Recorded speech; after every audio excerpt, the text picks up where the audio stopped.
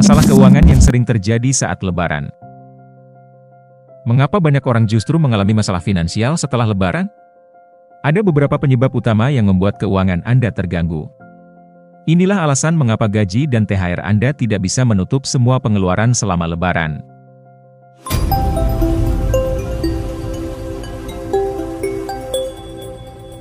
Nomor 1. Membeli terlalu banyak baju. Baju baru seakan menjadi hukum wajib untuk perayaan Lebaran. Masyarakat dari semua kalangan berlomba-lomba mengenakan pakaian terbaik di hari tersebut.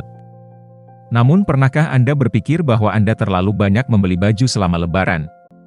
Tanpa disadari Anda membutuhkan banyak baju untuk beberapa acara berbeda.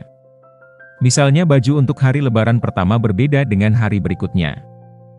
Jika anggota keluarga ada 4 orang dan 1 orang memerlukan setidaknya 2 baju berbeda, maka ada 8 baju baru yang harus dibeli. Tren baju Lebaran yang selalu berubah dari tahun ke tahun membuat kebutuhan akan baju baru semakin mendesak saja.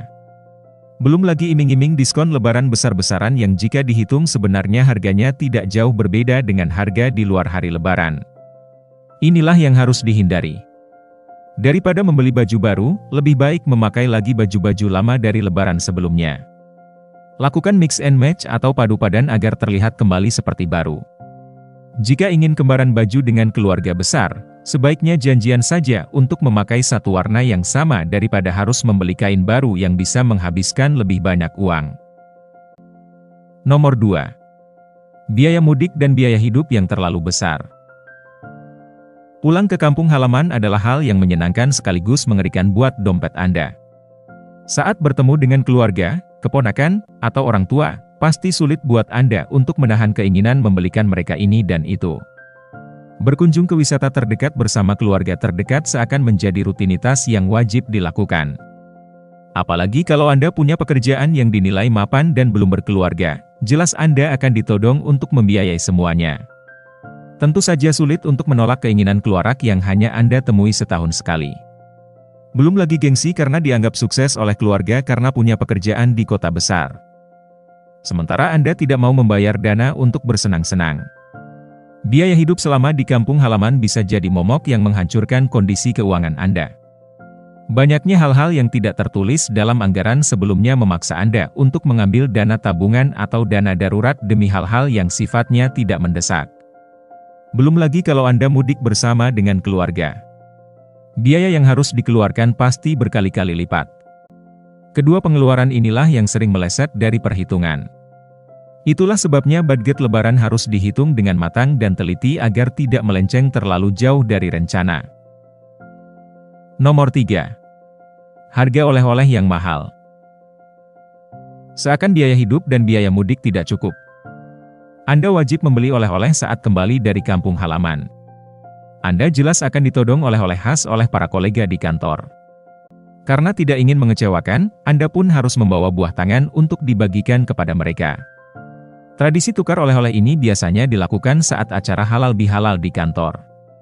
Ketika berbelanja oleh-oleh, Anda memasukkan begitu banyak barang tanpa sadar hingga melihat besarnya tagihan yang harus dibayar di kasir. Jika memang harus membeli oleh-oleh, pastikan daftar ini masuk ke dalam budget yang kamu susun sebelum Lebaran tiba. Berikut cara memulihkan keuangan setelah Lebaran. Tidak peduli seketat dan serinci apapun Anda membuat budget untuk Lebaran, pengeluaran hampir dapat dipastikan membengkak. Bagaimana cara memulihkan keuangan setelah Lebaran? Simak tips dan trik berikut ini. Nomor 1. Jangan panik. Ketika melihat pengeluaran setelah Lebaran, tenangkan diri Anda. Jangan panik melihat banyaknya pengeluaran yang tidak sesuai dengan budget awal Anda. Ambil napas dalam-dalam, persiapkan diri Anda untuk memeriksa kondisi keuangan Anda dengan seksama. Nomor 2. Tinjau kembali kondisi finansial. Ibaratkan saja kondisi finansial Anda setelah Lebaran seperti tubuh yang sakit. Sebelum bisa menemukan obatnya, Anda harus tahu di mana letak penyakitnya.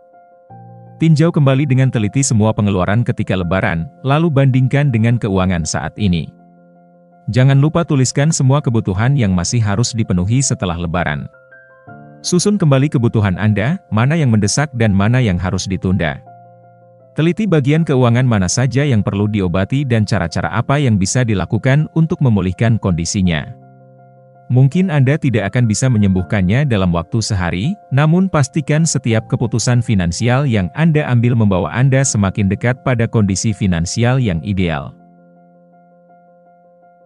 Nomor 3. Susun ulang anggaran.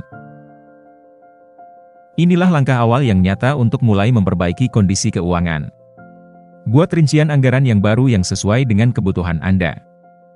Mulailah dengan memangkas pengeluaran setiap bulan untuk bisa dimasukkan ke dalam pos yang defisit. Dengan cara ini Anda bisa memulihkan kondisi ekonomi secara perlahan. Ada banyak cara yang bisa dilakukan untuk memangkas pengeluaran seperti mengurangi makan di luar, menghentikan langganan internet dan aplikasi bulanan, serta kebutuhan lain yang bisa dihemat. Sisa dari uang tersebut bisa disimpan dan mulai ditabung untuk menutupi kebocoran yang terjadi selama hari Lebaran. Nomor 4. Mulai berhemat. Berhematlah dengan memangkas keperluan harian. Misalnya Anda yang biasa makan siang di luar mulai membawa bekal sendiri dari rumah. Biasakan juga untuk sarapan di pagi hari dengan bangun lebih awal agar tidak tergoda untuk jajan selama perjalanan ke kantor. Mengonsumsi makanan yang dimasak sendiri tidak hanya membuat Anda hemat tetapi juga lebih menjamin kesehatan Anda. Nomor 5. Memangkas pengeluaran yang tidak perlu. Saat meninjau kembali anggaran bulanan, teliti mana saja pengeluaran yang tidak perlu. Misalnya seperti langganan Wi-Fi. Jika Anda lebih sering berada di kantor seharian dan pulang ke rumah larut malam, sebaiknya hentikan untuk sementara waktu. Nikmati saja fasilitas yang diberikan oleh kantor dan memanfaatkan jaringan internet yang disediakan oleh ruang publik. Pengeluaran lain yang bisa dipangkas adalah hobi nongkrong dan makan di luar. Jika sulit menolak ajakan teman-teman sekantor, batasi kegiatan nongkrong dan hangout sekali saja dalam sepekan. Dengan demikian Anda masih tetap bisa menjaga hubungan baik dengan para kolega sekaligus menjalankan misi untuk menyehatkan kembali kondisi finansial yang memburuk. Nomor 6. Menyisihkan uang untuk tabungan dan dana darurat. Dua pos yang tidak boleh terlewat dalam kondisi apapun adalah tabungan bulanan dan dana darurat. Keduanya tidak bisa ditawar dan ditunda, sehingga meski kondisi keuangan sudah sangat parah Anda harus tetap menyisihkan semampunya. Karena Anda masih ada dalam tahap memulihkan keuangan pasca Lebaran, kurangi jumlah dana yang ditabung dan dimasukkan ke dalam dana darurat. Sambil menunggu kondisi keuangan normal kembali, Anda bisa melakukan cara ini selama beberapa waktu. Setelah semua kembali seperti semula, baru Anda bisa menabung lebih banyak lagi. Nomor 7. Menunda kebutuhan yang tidak perlu. Membedakan antara kebutuhan dan keinginan harus terus dilakukan meski Lebaran sudah lewat.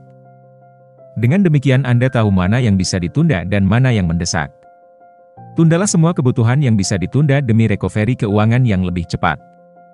Cobalah untuk menekan segala macam hawa nafsu untuk memenuhi hal-hal yang tidak penting.